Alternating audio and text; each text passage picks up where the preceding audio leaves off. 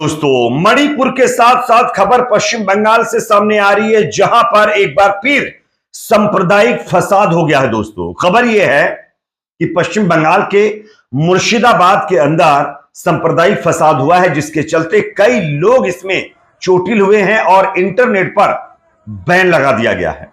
किस तरीके से और ये फसाद क्यों हुआ, इसकी वजह आगे आपको बताएंगे। साथ ही साथ मणिपुर से भी एक बड़ी खबर आ रही है। दोस्तों, मणिपुर में दूसरे दिन लगातार फसाद जारी है।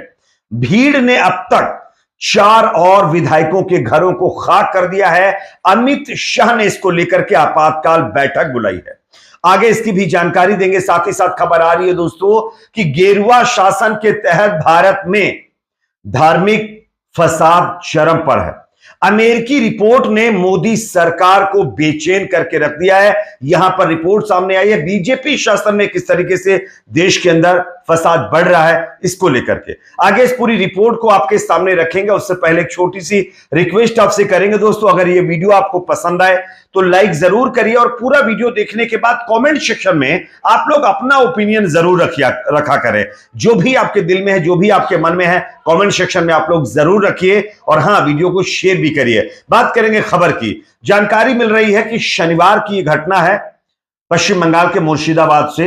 16 नवंबर की रात बंगाल के जो इस इलाके में जिले के बिलडांगा शहर के आसपास के इलाकों में यह फसाद हुआ है। कई झड़पें हुई हैं जिसमें कई लोग घायल हुए। इस बात की जानकारी पुलिस ने दी है। पुलिस अधीक्षक एसपी सूर्य प्रताप यादव ने रविवार यानी 17 नवंबर को कहा है कि कई लोग इस फसाद में चोटिल हुए हैं। कई लोगों को हिरासत में लिया गया है। उन्हें सटीक आंकड़े नहीं पता, यानी कि उनकी तरफ से सटीक आंकड़े नहीं बताए गए। राज्य के पुलिस महानिदेशक राजीव कुमार ने कहा कि शनिवार रात बड़ी संख्या में भारतीय पुलिस सेवा अधिकारी बिलडांगा पहुंचे थे और स्थानीय निवासियों ने दावा किया कि दोनों समुदाय के कम से कम 50 लोग घायल हुए हैं।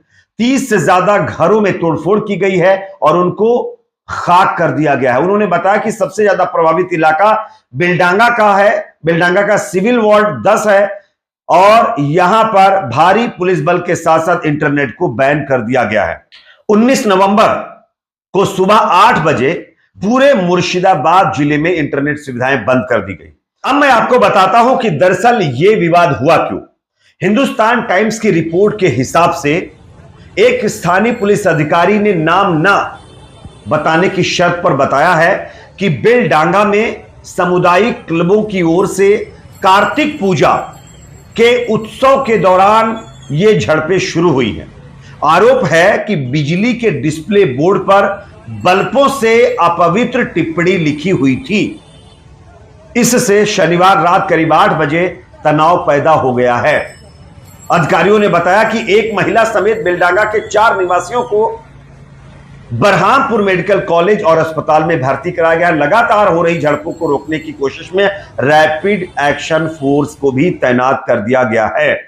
अब आप बताइए कि अगर आप एक कार्तिक पूजा उत्सव का आयोजन कर रहे हैं तो उसमें बिजली के डिस्प्ले बोर्ड के ऊपर बल्बों से अपवित्र टिप्पणी लिखने की जरूरत क्या?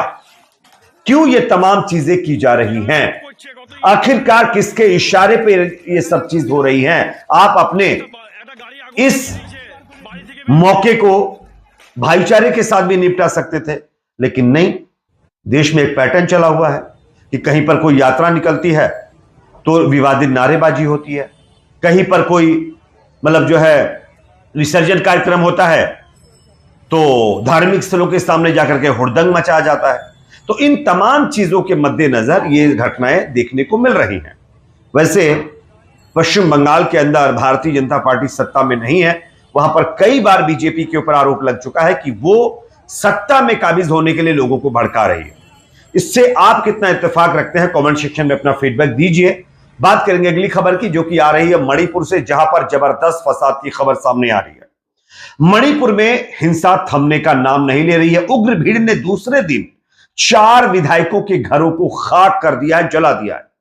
इनमें भाजपा के एक मंत्री समेत 3 विधायक शामिल हैं जिनके घरों को खाक किया गया है।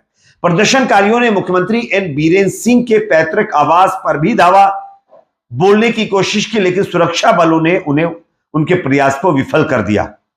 रविवार सुबह इंफाल घाटी के सभी 5 जिलों में स्थिति तनावपूर्ण बनी हुई है। इन जिलों में कर्फ्यू जारी है और 7 जिलों में इंटरनेट सेवा को पूरी तरीके से बंद कर दिया गया है। पुलिस ने तोड़फोड़ और आगजनी में शामिल 23 लोगों को गिरफ्तार कर लिया है। उनके कब्जे से एक पिस्तौल के साथ साथ 32 पिस्तौलें उनसे जब्त की गई। 8 मोबाइल फोन भी इनसे बरामद हुए हैं। अब आप खुद बताइए, बीजेपी शासित राज्य है ना मणिपुर, गृह मंत्री अमित शाह, मोदी जी चुप्पी साध कर बैठे हुए हैं। मणिपुर के लोग बार बार इन फसादों में अपना सुकून खोते जा रहे हैं और अब तो हालात इस तरीके से खराब हो चुके हैं कि विधायक और मंत्री और सीएम भी सुरक्षित नहीं है। उनके आवासों के ऊपर भी जाकर के अब हमला करने लगे हैं लोग। सोचिए, अगर यही चीज कहीं गैर बीजेपी शासित राज्य में होती तो क्या अब तक वहां पर राष्ट्रपति शासन नहीं लगा दिया जाता? लेकिन मामला बीजेपी शासित राज्य का है तो मोदी जी के मुंह से एक शब्द भी नहीं निकलता है। अमित शाह जी अब जब उन्हीं के विधायकों के ऊपर हमले शुरू हो गए तब उन्होंने आपात बैठक बुलाई है और इस बैठक में वो क्या निर्णय लेंगे ये पता नहीं है, क्योंकि बैठकें कई बार हो चुकी हैं। फैसले क्या लिए जाते हैं आप लोगों ने 1 साल से देखा होगा। तो ये फिलहाल हालात हैं और इसी हालात के चलते एनपीपी जो कि मणिपुर की एक पार्टी है, इसने अपने 7 विधायकों का जो समर्थन बीजेपी को मिला हुआ था उसको वापस ले लिया है। हालांकि बीजेपी के पास 32 विधायक हैं तो सरकार पर कोई संकट नहीं है, लेकिन हां, तमाम पार्टियां लगातार बीजेपी से अलग होकर के अपने गुस्से का इजहार कर रही है। उसके बावजूद भी बीजेपी को इससे कोई फर्क नहीं पड़ रहा है। एक और बड़ी खबर आ रही है दोस्तों, मोदी राज में देश के अंदर नफरत बढ़ी है। यह मैं नहीं कह रहा हूं, यह अमेरिका की एक रिपोर्ट कह रही है। स्क्रीन पर देख सकते हैं, ये जो खबर मैं आपको दे रहा हूं, ये एक झलक हिंदी नाम के एक मीडिया प्लेटफॉर्म पर शेयर किया गया एक आर्टिकल है। इसमें लिखा गया है, बीजेपी शासन में भारत में धार्मिक हिंसा नई ऊंचाई पर पहुंचती दिख रही है। यह मुद्दा अमेरिकी कांग्रेस की हालिया रिपोर्ट में सामने आया है, जिसमें कहा गया है कि मोदी सरकार के तहत हिंसा और भेदभाव खासकर मुस्लिम समुदाय के खिलाफ काफी बढ़ गया है। रिपोर्ट का शीर्षक भारत धार्मिक स्वतंत्रता के मुद्दे और यह स्पष्ट रूप से भारतीय समाज में हिंदू धर्म और धार्मिक विभाजन की व्यापकता पर प्रकाश डालता है। कांग्रेशनल रिसर्च सर्विस की रिपोर्ट में आरोप लगाया गया है कि 2014 में मोदी के नेतृत्व वाली भाजपा सरकार के गठन के बाद से भारत की धार्मिक स्वतंत्रता और सहिष्णुता की परंपराओं को नुकसान हुआ है। विशेषकर मुस्लिम और अन्य अल्पसंख्यक समुदाय अत्यधिक भेदभाव से पीड़ित है।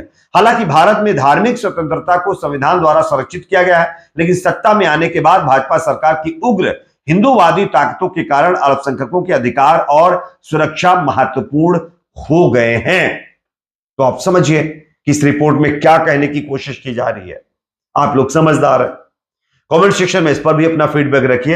वीडियो को लाइक शेयर, चैनल पर नए तो सब्सक्राइब जरूर।